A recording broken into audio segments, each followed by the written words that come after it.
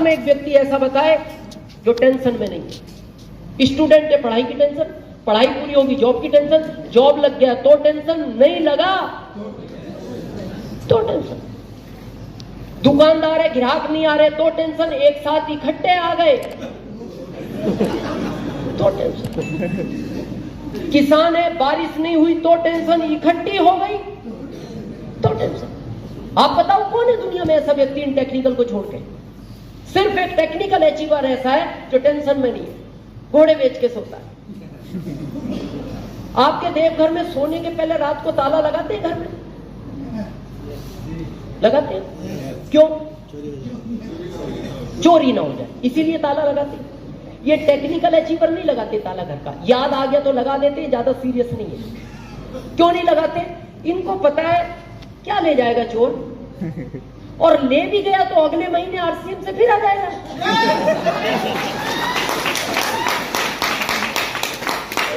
क्या घर से लगाया जो चला गया? गीता जी वाला संदेश क्या लाए थे? क्या लेके जाओगे? क्या पाया जो खो दिया? क्या लगाया आपने आरसीएम में जो खो दोगे? लेकिन आज तक आरसीएम वाले के घर चोरी नहीं हुआ, ये रिकॉर्ड है। पता है क्यों? चोरी भेद से होता है। आदमी पहले उसके बारे में पता लगाता है, ये घर में कितने लोग रहते हैं, कब आते हैं, कब जाते हैं, कौन कब तक जागता है, कब सोता है। तो जब वो इसका पता लगाता है तो इसके घर पता है चोर क्यों नहीं आता? उसको एक ही बात का टेंशन होता है, जाग गया तो प्लान दिखाएगा।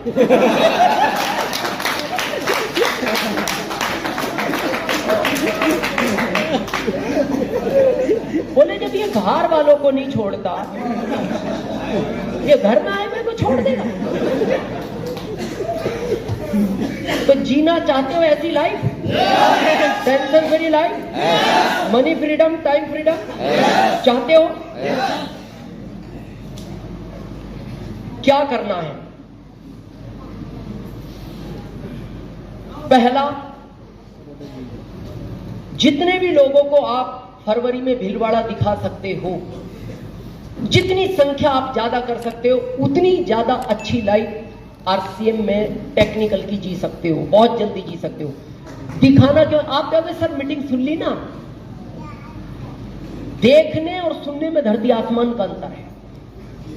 आपने कभी 5-7 साल पहले, या रोज पेपरों में पढ़ते हो, एक बस आ रही थी, एक इधर से कार आ रही थी, दोनों आपस में टकराए और उसमें 5 लोग ऑन द स्पॉट खत्म हो गए और खिड़की काट काट कर उन लोगों को निकाला गया। ऐसा पढ़ते हो कई बार? 5 साल पहले जो घटना पड़ी थी याद है आप?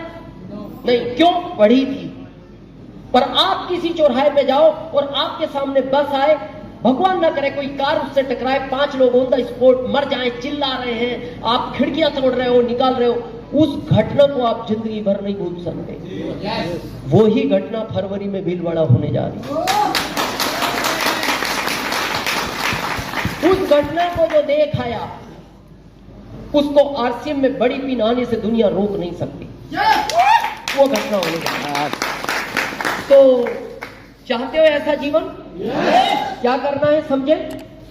अच्छा 10-12 मिनट बात कर सकते हैं पीछे वालों?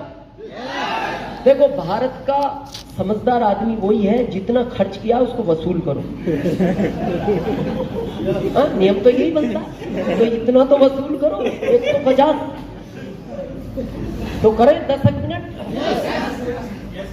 तो चाहते हैं टेक्निकल जैसी life, time freedom, money freedom? आप भी बनाना चाहते हैं 32,500 स्क्वायर फीट में घर? आप भी चाहते हैं 50 लाख की कार घर में लाना? तो क्या करना है समझ लें। पहला, डिसीजन ले। किसका? खुद का।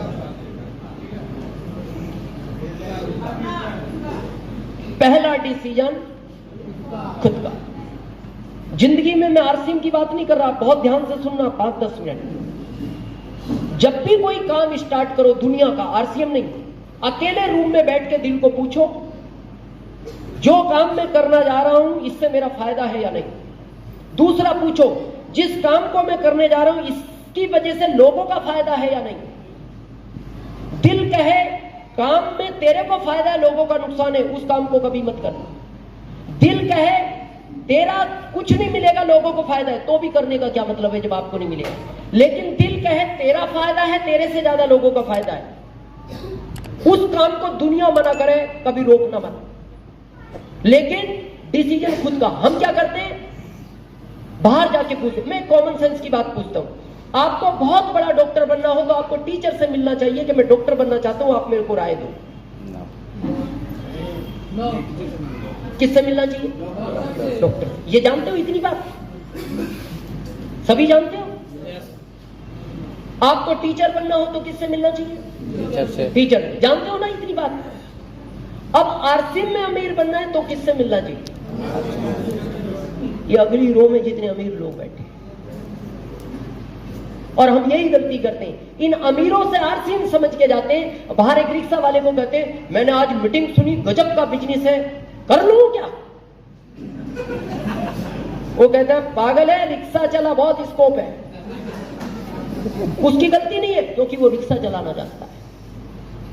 किससे मिलने, सुन किससे रहे? मेरे को आज भी वो 2007 की घटना याद है। पटना में मेरा प्रोग्राम था, दिल्ली से मेरी फ्लाइट थी, तो मैं एक वीडियो देख रहा था आरसीएम की। तो मेरे पास में एक इंजीनियर साहब बैठे थे, देखती वीडियो बड़े एक्साइटेड हुए। पता क्या बोलते, राम सीएम देख रहे हो क्या? है क्या? अब कह क्या रहे वो? राम सीएम। अब इस आदमी से कहो तू आरसीएम समझा, क्या दिखाएगा जिसको इसकी स्पेलिंग याद नहीं है? तो मैंने कहा आप जानते हो इनको? हाँ अच्छी तरह, आपसे ज्यादा जानता हूं। कैसे? मेरा दोस्त है इंजीनियर, रॉयल्टी अचीवर है। मैंने कहा आप? मैंने नहीं किया, कई बार आया मेरे पास। मैंने कहा अच्छा किया नहीं किया। बोले क्यों? मैंने कहा हम राम सीएम नहीं, हम भोले शंकर देख रहे हैं।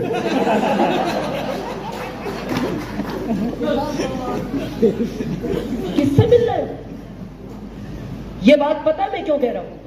हम ज्यादातर अपने मिलने वालों से राय लेते। मैंने ली, मैं प्रैक्टिकल बात करता हूं हमेशा। सबसे पहला फोन मैंने मेरी मां को लगाया। मां मेरी यूपी, मैं एमपी। मैंने मेरी मां को कहा मां मैं जॉब छोड़ रहा हूं। क्या रिएक्शन होगा मां? पागल हो गया तू? तेरे को जॉब के लिए भेजा और जॉब छोड़ रहा है? मां मैं एक बिजनेस चालू कर रहा हूं। मां का अगला रिएक्शन, पैसे कहां से आए तेरे पास बिजनेस के लिए? कोई ना कोई गलत काम करने लगा आजकल तू। नहीं मां, एक ऐसा बिजनेस है जिसमें पैसा नहीं लगाना, बहुत पैसा आएगा। हमें तुम्हें नहीं, पड़ोसियों को आएगा, गांव को आएगा, समाज को आएगा, देश को आएगा, जिंदगी बदल जाएगी सबकी। अगला रिएक्शन, बेटा कैसी बहकी बहकी बातें करता है तू? तेरे को किसी ने जादू टोना करा दिया बेटा। मैं तेरे छोटे भाई को भेजती हूं, तेरे को लेकर आएगा, तेरा इलाज कराएंगे, ठीक हो जाएगा तो वापस छोड़ेंगे, नहीं तू हमारे साथ गांव में रहे। ओके मां। अगला फोन लगाया मैंने मेरे छोटे भाई को जो दिल्ली रेलवे पुलिस में, और हमारे परिवार में सबसे पढ़ा लिखा वही है। मैंने उसको कहा भाई कब तक स्टेशन पे डंडा लेके घूमता रहेगा? ये जिंदगी है तेरी? अरे ताल कटोरा स्टेडियम में जा, एक प्रोग्राम हो रहा है, जिंदगी बदल जाएगी तेरी, मेरी, गांव की, समाज की, देश की। तो उसका जवाब था भाई साहब आपकी कोई गलती नहीं है, कम पढ़े लिखे लोग ऐसा ही करते हैं। ये सगे भाई का रिएक्शन है। अब तीसरा फोन किसको लगाएं? तो मैं आपसे पूछना चाहता हूं, आरसीएम के प्लेटफॉर्म से अलग हटके, आपको कोई फैक्ट्री खोलनी हो, कोई बड़ा काम करना हो, किससे राय लेते हो? ज्यादा पैसे वाला जो आपकी रिश्तेदारी में सबसे सक्सेस आदमी है। आप पूछते हो इनको अनुभव ज्यादा होगा सक्सेस में, इनसे पूछ लो मैं ये काम करूं या ना करूं। तो मैंने तीसरा फोन लगाया मेरे फूफा जी को, जो पुलिस में लगे डीआईजी रैंक से रिटायर्ड हुए लखनऊ से, और हमारे रिश्तेदारियों में सबसे सक्सेसफुल माना जाता था उनको। उनके दो बेटे हैं, दोनों अमेरिका में, एक डॉक्टर एक इंजीनियर। तो जब मैंने उनको फोन किया, मैंने कहा फूफा जी एक ऐसा काम मैंने सोचा है, मैं करने जा रहा हूं। तो उन्होंने मेरे को पुलिस स्टाइल में बात की। यू नो पुलिस स्टाइल, वो भी यूपी का पुलिस वाला भी कहां का पुलिस स्टाइल, समझते हो नहीं? पुलिस स्टाइल का मतलब है जो गालियां आज तक आपने नहीं सुनी वो उनको याद होती है। मतलब अगर एक, अच्छा आपको तो अनुभव होगा, परिवार में कई हैं, सुबोध जी के तो ब्रदर हैं पुलिस में, डीएसपी हैं शायद, एक और भी दरोगा जी भी हैं। मतलब हम ये कह सकते हैं गालियों का अपर वर्जन जो उनको पता होता है। तो उन्होंने 3 मिनट तक वो सुनाई मेरे को, क्या अपर वर्जन। अब क्या क्या सुनाया ये तो मैं इसलिए नहीं बताऊंगा, ये महिलाएं बैठी हैं, पर एक लाइन में मैं बताऊं, उससे आप समझ जाओगे क्या सुनाया होगा। 3 मिनट तक मैंने उनसे फोन पे बात की और 3 मिनट के बाद से मेरा ये वाला कान कम सुनता है।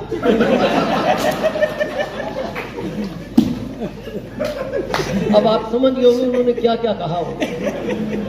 उसके बाद मैंने मोबाइल से सिम निकाली, उस सिम के 3 टुकड़े किए। कितने? क्योंकि 3 लोगों से बात की, डस्टबिन में डाली और मैं उदास हो गया। मैंने कहा दिनेश काम ठीक नहीं है, मदर विरोध में है, भाई विरोध में है, ऊपर जी विरोध में, फिर समझाएंगे किसको। मेरे दिल ने मेरे से पूछा तू पागल है? मैंने कहा क्यों? अरे तेरे को करना है तो कर, नहीं करना मत कर, फोन क्यों करता है? तू अपने आप से पूछ किस काम को मैं कर रहा हूं, ये सही है कि नहीं? मेरी जिंदगी बदलेगी, मेरी वजह से लोगों की जिंदगी बदलेगी। अगर काम सही है तो तू फोन मत कर, भले मत कर, लेकिन अब किसी को फोन मत कर। और यहां तक कि मेरे दिल ने कहा तेरी पत्नी से भी मत पूछना, और नहीं पूछा मैंने आरसीएम शुरू किया। और मैं आज ये ईगो में नहीं, गर्व के साथ कहना चाहता हूं, मेरे इस दुनिया में जितने भी रिश्तेदार हैं, भारत में नहीं दुनिया में जितने भी रिश्तेदार हैं, उन सब में सबसे अमीर आदमी आज मैं हूं। तो आज के बाद डिसीजन किसका लोगे? खुद का। खुद का। नहीं करना तो भी लो, नहीं करना तो अब आना ही नहीं मीटिंग में, नहीं करना आरसीएम आज से बंद करो। करना है तो दुनिया भी मना करे, फिर रुकना मत, डिसीजन अपना। क्लियर है? सेकंड, विश्वास होना चाहिए आपको। किस पर? खुद पर। पहला कि मेरी अप्लायंस साथ दे या ना दे, मैं स्टार मूवी बनूंगा। मेरी लाइफलाइन ये साथ दे ना दे, मैं दूसरे प्रदेश में करूंगा, मैं बनूंगा। दूसरा विश्वास इस सिस्टम पर, जिसने करोड़ों लोगों की जिंदगी बदली है, मेरी भी बदलेगा। तीसरा विश्वास उस पर, जितने लोगों को बुलाया था आए सब, क्यों नहीं आए? उसकी बगैर मर्जी के इस दुनिया में पत्ता नहीं हिलता। वो जिनको अमीर नहीं बनाना चाहता था उनको नहीं बुलाया उसने। और अगर आप यहां आए हो तो मैं आपसे एक प्रश्न पूछना चाहता हूं, एक पिता कभी चाहता है मेरा बच्चा एग्जाम में फेल हो जाए? जब एक पिता नहीं चाहता मेरा बच्चा एग्जाम में फेल हो जाए, वो तो परम पिता है, उसने अगर यहां बुलाया, इस एग्जाम में पास होने के लिए बुलाया है। तो तीसरा विश्वास उस परम पिता पर। और चौथा विश्वास आखिरी, अपनी एक्टिव इफेक्टिव ग्रोइंग अपलाइन पर, जो दिन रात आपके बारे में सोचती है कि मेरे इस व्यक्ति के कितने लोग भिलवाड़ा जाएंगे, मेरे इस व्यक्ति की कब कार आएगी, मेरा इस लाइफलाइन का कब घर बनेगा, जो दिन रात चिंता में है, उस पर करना। क्योंकि दुनिया में 2 अपलाइन है जो कभी आपका बुरा नहीं सोच सकती। ध्यान से सुनना, एक तो आपकी जिंदगी की पहली अपलाइन आपकी मां, और दूसरी अपलाइन इस सिस्टम की। ये कभी बुरा नहीं सोचते। और मेरे को बड़ा दुख होता है, जब से आप इस दुनिया में आए, जहां तक आए हो, इस विश्वास की तो बड़े हुए हो। yes. और जिस सिस्टम से आपकी जिंदगी बदल सकती है, उस पर आपको विश्वास नहीं। आपने होश संभाला, आपकी मां ने आपको क्या कहा? बेटा ये मामा है तुम्हारे। तो क्या बोले आप? मामा। ओके मामा। कुछ दिन बाद आपकी मां ने कहा, बेटा ये चाचा हैं तुम्हारे। क्या बोला आपने? क्यों बोला? क्योंकि आपको पता है ये जो मेरी अपलाइन है, ये मेरे बारे में कभी गलत नहीं सोच सकती, ये जो बता रही है वो सब सत्य है। फिर कुछ बड़े हुए, फिर आपको कहा, बेटा ये नानी है तुम्हारी। सुना नहीं। फिर थोड़े बड़े हुए, फिर आपको कहा गया बेटा पापा सिर्फ यही है।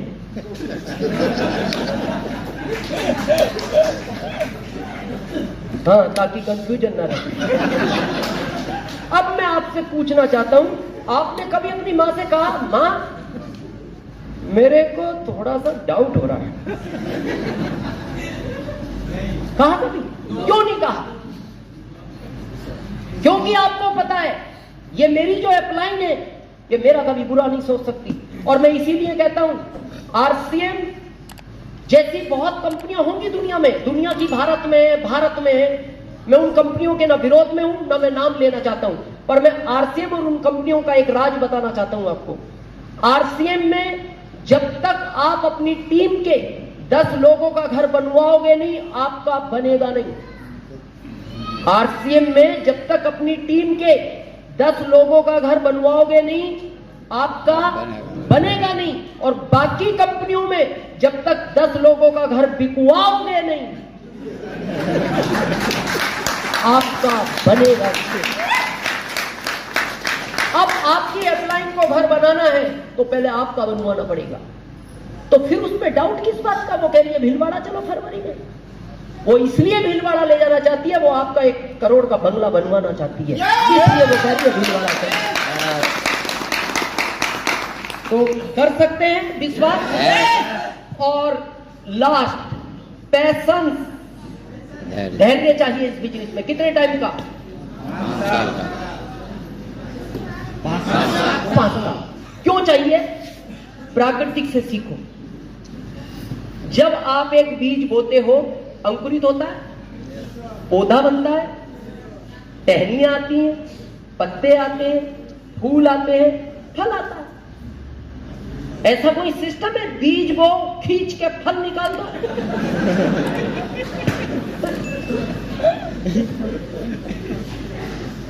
और हम में पैशंस नहीं है। अभी आप देखना, यहां से बाहर निकलोगे ना, कुछ लोग मिलेंगे, आरसीएम कर रहे हो क्या? हाँ, आरसीएम कर रहे हैं। बड़ा धीरे धीरे चलता है, धीरे धीरे चलता है।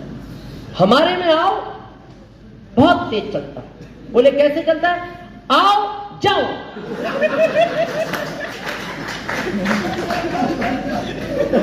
बोले जाओ, आओ जाओ, और कहां जाओ? जाओ। ये हाइब्रिड पौधा है, ये नेचुरल पौधा है। यहाँ बुजुर्ग बैठे हैं, आज के 30 साल पहले किसी ने सुना है कोई हाइब्रिड पौधा भी होता है? और आज एक आम वो है जो 5 साल में बड़ा होता है, और एक आम आज वो आने लगे जो इतने बड़े पे फल आ जाते हैं, वो हाइब्रिड है। और लोग पूछते हैं अरे यार इतने पेड़ पे आम आ गए? हाँ आ गए, ये हाइब्रिड है। कब तक आएंगे? बोले ये गारंटी नहीं है, जब तक आ रहे खा ले। ये जैसे जल्दी बड़ा हुआ है वैसे ये खत्म हो जाएगा। ये नेचुरल पौधा है, इसको दुनिया का तूफान नहीं हिला सकता।